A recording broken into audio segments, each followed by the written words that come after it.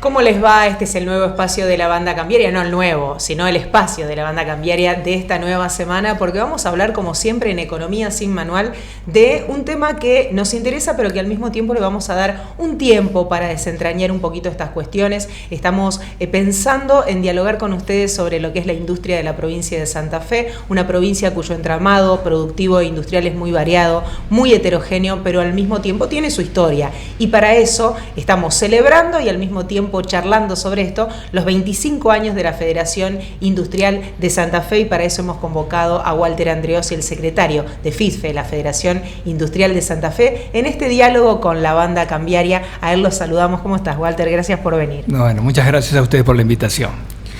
Walter, bueno, hablábamos fuera de micrófono de los 25 años de la refundación de FISFE. ¿Qué había antes de FISFE? Exactamente, bueno, era FISFE, pero en otra etapa.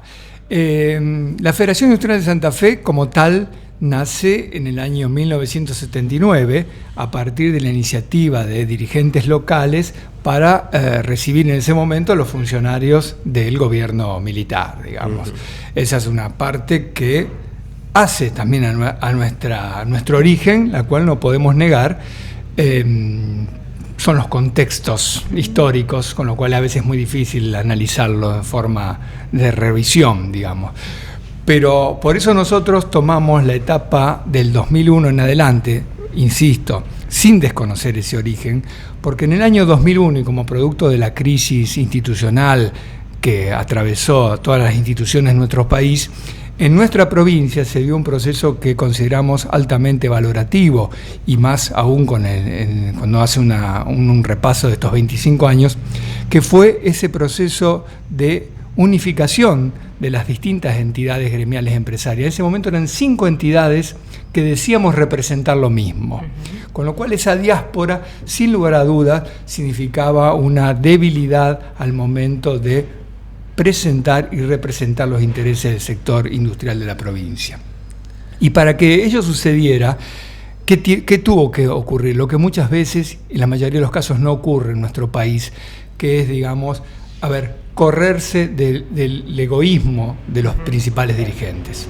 En ese momento, y dirigentes altamente valorados, con presencia y con recorrido propio, y los quiero nombrar en este caso, como fue José Sensabela, un dirigente histórico, desarrollista en nuestra provincia, Roberto Paladini, Carlos Garrera, ya se había sumado en ese momento Guillermo Moretti, Carlos Bertone de la ciudad de Santa Fe, se fueron despojando de esos egoísmos propios que tenemos todos los seres humanos en función de ese valor común mayor que era recrear una entidad única. Y de ahí venimos.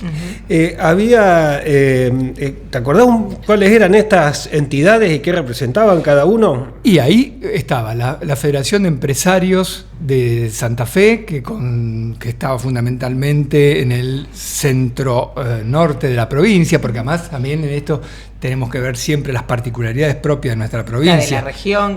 Río Carcarañá hacia el norte y hacia el sur, digamos, ¿no? Que FEI se llamaba. La Asociación Empresaria de Rosario participó en esa reunión fundacional también, con Elías Soso en ese momento. Pero las dos entidades industriales más importantes, porque, el proceso de unificación en Federación Industrial reconoce una etapa previa que fue, digamos, de las 5 hubo como una preliminar, y en ese momento las dos grandes cámaras eran la Unión Industrial de la provincia de Santa Fe con José Sensabela y la Federación Industrial de Santa Fe, que venía con Roberto Paladini. Era el clásico de los... Ese era un clásico muy fuerte, del muy fuerte, pero además estamos hablando por de dos personajes, claro, con una impronta muy importante, con un sello muy importante, con un recorrido muy importante, no solo como dirigente, sino como empresario, con 2 empresas tan importantes como Cipar y Paladini, ¿no? Con lo cual, digamos, por eso yo creo que a ellos hay que reconocerles siempre que tuvieron también esa capacidad de ceder espacios y permitir también la incorporación de nuevos dirigentes. Y eso, con el transcurrir de los años, nos permitió, reconocernos como entidad única provincial de segundo grado. Y eso fue un valor agregado ya sea en la relación con los distintos gobiernos provinciales y también un posicionamiento a nivel nacional dentro de la Unión Industrial Argentina, digamos, claro, porque no llevábamos el conflicto de Santa Fe.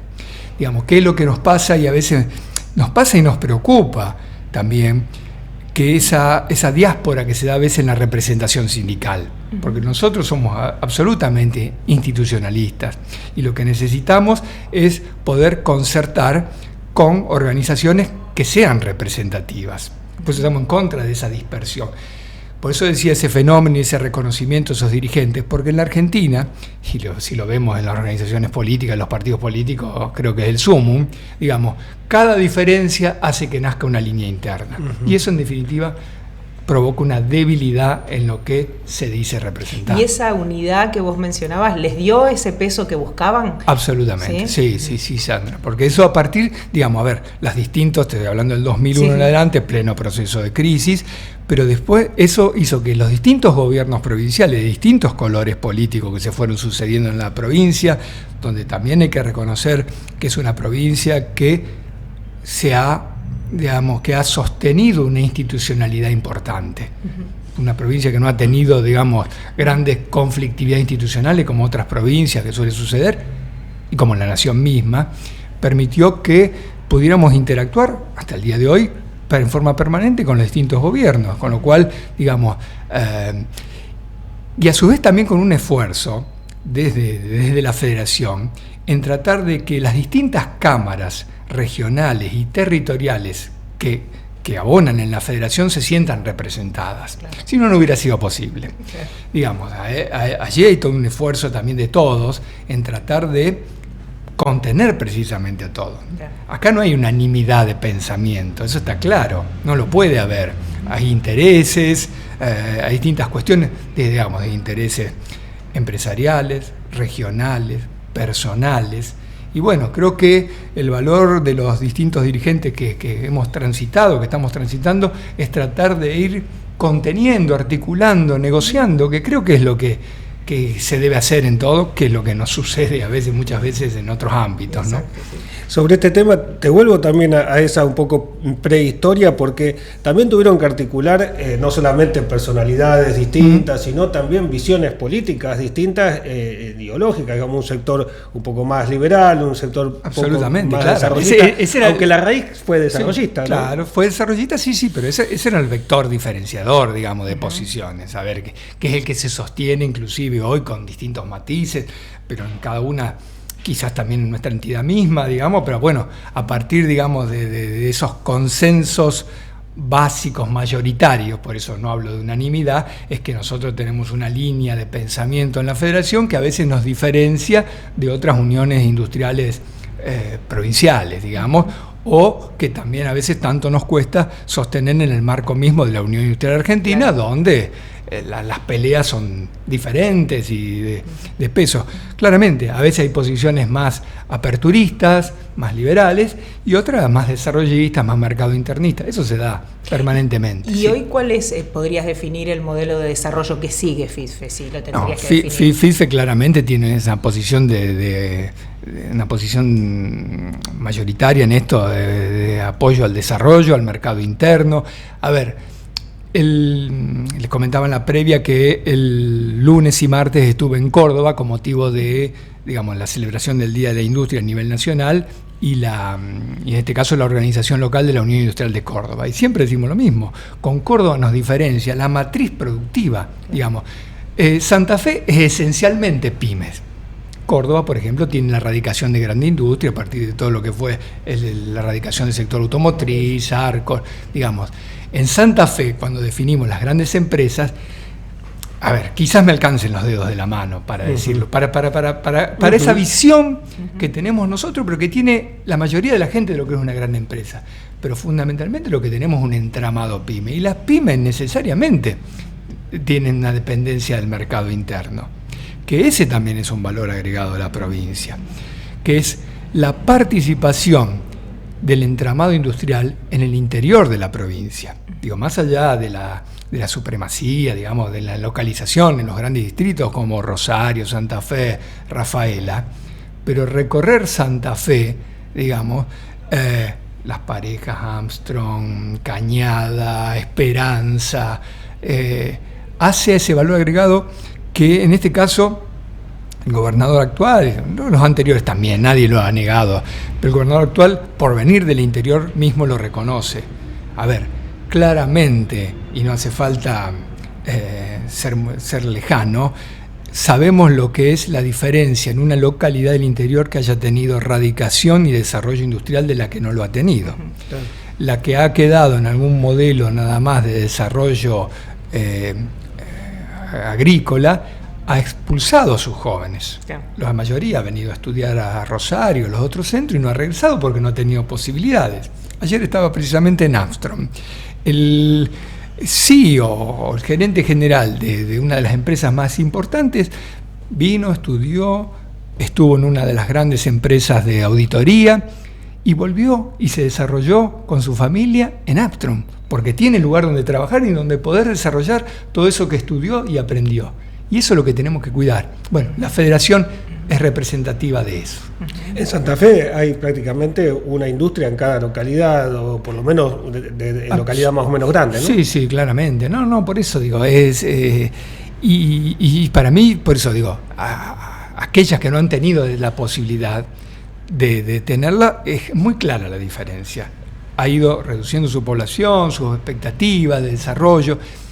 Después esto también, y así y nos acercamos también a algunos conflictos, tenemos ciudades del interior que son dependientes de una industria. Hablemos de Firmat, hablemos de Villa Constitución, son comunidades que viven siempre, digamos, también en una controversia permanente, porque a veces está la crítica, el conflicto con esa industria radicada en esa localidad, pero es tan dependiente. A ver, lamentablemente volvemos a repetir historias de crisis de estas grandes industrias. Por ejemplo, vamos al caso de Firmat. De Basali. De Basali, precisamente. Después si quieren hablamos de Ascinder, que está en otra etapa. Pero Basali viene de una crisis permanente, digamos. En este momento creo que tiene una plantilla de más o menos 300 trabajadores, que es el final de esta etapa. También con un futuro incierto, nuevamente incierto. Ahora, y si ahí se discute en este modelo, digamos, de apertura y donde de la globalización, y se dice, bueno, Argentina no puede hacer todo. Algunas industrias o algunos sectores tenemos que entregar, dicen algunos economistas digamos, del punto de vista doctrinario. Y quizás el de las cosechadoras sea uno de los sectores que definitivamente tengamos que perder, por desarrollo tecnológico, porque no hemos logrado que una empresa como Basali pudiera sobrevivir y adaptarse. Digamos, estamos hablando del marco teórico. Sí. Ahora, es muy sencillo decirlo, ¿no? Pero hay 300 familias que viven de eso. 300 familias a las cuales yo no le estoy dando un proyecto alternativo, digamos. Con lo cual, digamos, todos esos modelos que vienen, digamos, chocan con esa realidad. Porque, ¿qué hacemos?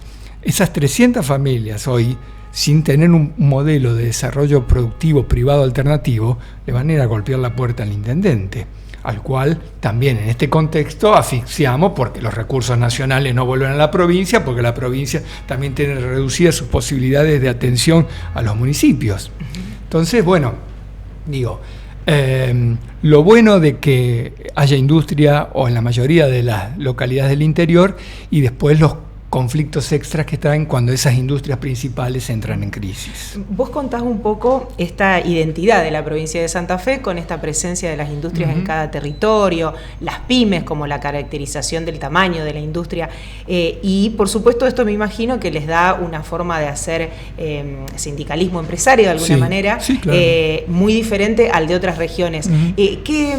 ¿Cómo los posiciona a ustedes dentro de la UIA? Que imagino que debe haber otra representatividad, otro tipo de empresas. Digo, ¿les da una identidad? ¿Les genera conflictos esta mirada? Las dos cosas. Nos da una identidad y nos genera conflictos. Pero permanente. Ahí estamos, para sostener primero la representatividad. Cuando asume ahora el nuevo presidente, Martín Rapalini, que estuvo acá, no sé si estuvo en alguna... A mitad de año. A mitad de año, claro, bueno, pues vino, le dijimos claramente, él llega con apoyo de las grandes empresas, fundamentalmente de Techín, pero él es empresario. A ver, Cerámica Rosario forma parte del grupo empresario de él, lo que era Cerámica Alberdi. Y le dijimos claramente, si vos te querés legitimar rápidamente, tenés que ser representativo de lo que es el federalismo industrial y el sector de pymes, que es absolutamente mayoritario. Volvemos, los números siempre son mayoritarios. Ahora después, la voz de las grandes siempre tiene un peso en relación con la política, ¿no? Y eso fundamental, y también dependiendo de las características del gobierno de turno. Pero esta identidad provincial hace que nuestras voces sean respetadas dentro de la UIA, y más teniendo un vicepresidente como Guillermo Moretti, que tiene muy claros sus conceptos y sus posiciones y los defiende, digamos, a diestra y siniestra. Se hace escuchar, claramente. Por amor o por temor, nuestras posiciones ingresan. Pero bueno, hay que sostenerlas. ¿Y cómo ves un poco la situación de la UIA en este contexto? Vienen de plantear un nuevo acuerdo, un nuevo contrato decálogo productivo. Claro, un contrato productivo. A ver, la posición, yo digo, y esto lo decimos en streaming, que no sé si van a escuchar algunos de allá en Buenos Aires, no creo. A ver, ¿qué es lo que está pasando? Hay posiciones que se sostienen en el pasillo, pero cuando se llega al salón Petiribí, que es el salón de las reuniones, ceden, se debilitan, se aminoran, digamos, pero cada día más los reclamos llegan al salón Petiribí, llegan a la mesa, es como una figura que ellos usan, llegan a la reunión de junta, llegan al comité ejecutivo. En ese salón, un pequeño paréntesis, dominan las grandes. Dominan las grandes. En este último tiempo con una prevalencia de lo que es la representación de la Unión Industrial de la Provincia de Buenos Aires, pero el dominio no significa que no haya articulación y no haya respeto a las posiciones. Pero bueno, a ver, las grandes... Yo digo siempre lo mismo, las grandes no necesitan a las cámaras empresarias para sentarse con cualquier gobierno. No, golpean directamente. Golpean directamente, y cualquier gobierno va a atender directamente si golpea a Pablo Roca, digamos, ¿no? Pero también ellas necesitan en su cadena de proveedores. Eso te iba a decir, las chicas son su cadena de valor, su cadena de proveedores. Absolutamente, Sandra. Entonces, a ver, Techín tiene un programa que se llama ProPymes, en el cual tiene incorporado toda su cadena de valor, que me parece que es una herramienta muy importante. Por supuesto que, a ver, detrás del objetivo estará vender más y mejor, digamos, pero también de formarlas, de calificarlas, de que agreguen valor. Y muchas empresas, yo he participado en procesos donde a partir de programas como ProPyme, muchas empresas han obtenido, digamos, determinados beneficios, subsidios para internacionalizarse. Y creo que eso es valor. O sea, el compromiso de las grandes empresas con su cadena de valor, con la sustentabilidad de esa cadena de valor, creo que es importante. Y yo te corté cuando decías que las regiones, las más chicas, las entidades del interior están llegando, digamos, rompiendo ese cerco. Sí, no, porque además, bueno, en esto que yo también la conversación a veces se corta y se va para otro lado.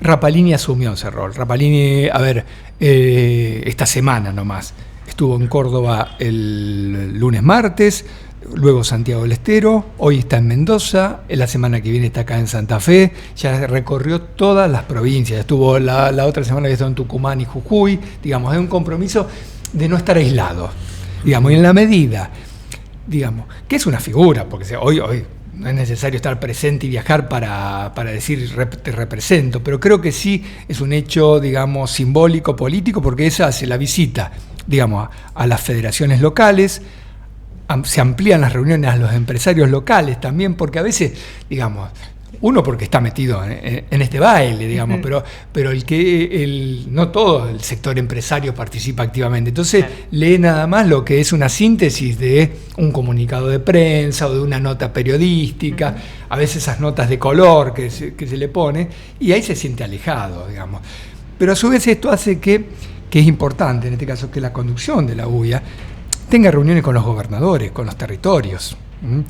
Porque también, en estos casos, por ejemplo, yo tomo un punto, que es donde hay una simplificación que nosotros vamos y la discutimos siempre desde Santa Fe. Hay una simplificación que viene del gobierno nacional que dice, nosotros hicimos el ajuste, ahora hay que ir a apretar a los gobernadores y a los intendentes para que hagan el ajuste. Y yo digo lo siguiente, y a veces algunos dirigentes industriales toman eso por alguna afinidad ideológica. Nosotros no vamos a hacer ninguna marcha ni movilización para pedirle a un gobernador o un intendente que aumente impuestos y tasas. Ahora, sí lo que planteamos es que la nación cumpla con sus compromisos, porque acá si no es muy fácil, digamos. A ver, eso fue un debate muy interesante el otro día y se los recomiendo si ustedes que son especializados en estos temas, está en YouTube, entre Franco y Yarlora en Córdoba. Porque Franco presenta nuevamente esto, dice acá el esfuerzo lo hizo en la nación, ahora le toca a las provincias. Subió posteriormente, creo que hasta le faltó timing porque después venía Yarlora. Y Yarlora le contestó uno por uno lo que significa. Y acá en Santa Fe lo sabemos. Las transferencias no automáticas de diciembre de 2023 creo que son 0, digamos. Y nosotros, por eso digo, yo puedo aceptarlo y medianamente, porque en definitiva sería una visión muy egocéntrica, que algún dirigente industrial centralista y unitario tenga este planteo. No lo acepto de los dirigentes del interior, que muchos por afinidad ideológica lo repiten este concepto. Y yo le digo, entonces, ahí es donde puedo perder representatividad. Claro. Porque vos no podés decir, porque, a ver, lo estamos pagando con el déficit en la infraestructura vial. La semana pasada se autorizaron los bitrenes. Fantástico, peleamos por los bitrenes. ¿Sobre qué rutas van a ir los bitrenes? ¿Sobre las mismas rutas de hace 50 años? ¿Cuál es el proyecto de infraestructura? Bueno, yo creo que ahí, digamos, en eso, y a fuerza de discusiones, donde tenemos la legitimidad de las cosas que presentamos dentro del marco de la Unión Industrial. Hay que correr un poco lo ideológico y enfocarse en sus representados de alguna manera. Pero es lo que pasa, es lo que cuestionamos a veces la política. ¿Qué se dice la política? Los diputados del interior que llegan con las lucecitas, se entusiasman de cosas y después votan en contra de sus intereses. Y eso es lo que no podemos perder. Yo no puedo entusiasmarme o para tratar de generar algún espacio o confraternizar con alguna conducción de la entidad nacional con los intereses que no son los propios. Yo tengo que ir ahí, pelear, en este caso tengo que pelear por Santa Fe. Claro. Después pelearemos por el resto de las provincias, pero nosotros necesitamos el desarrollo de nuestra provincia. Y, por ejemplo, el tema de infraestructura es claro, digamos, el déficit que tenemos. El gobierno provincial está tratando de atenuar, menguar, un poco ha tenido una participación, pero a ver, una de las crisis de otra de las empresas que rozamos recién, como Asindar, tiene que ver también con la falta de obra pública, digamos. Entonces impacta de una u otra manera. Y además, y yo lo digo más crudamente, y lo digo con dolor, los muertos los ponemos nosotros en la ruta de Santa Fe, y podemos ser cualquiera de nosotros. Entonces eso me parece que va mucho más allá, digamos, de una planillita Excel y algún superávit ficticio fiscal, ¿no?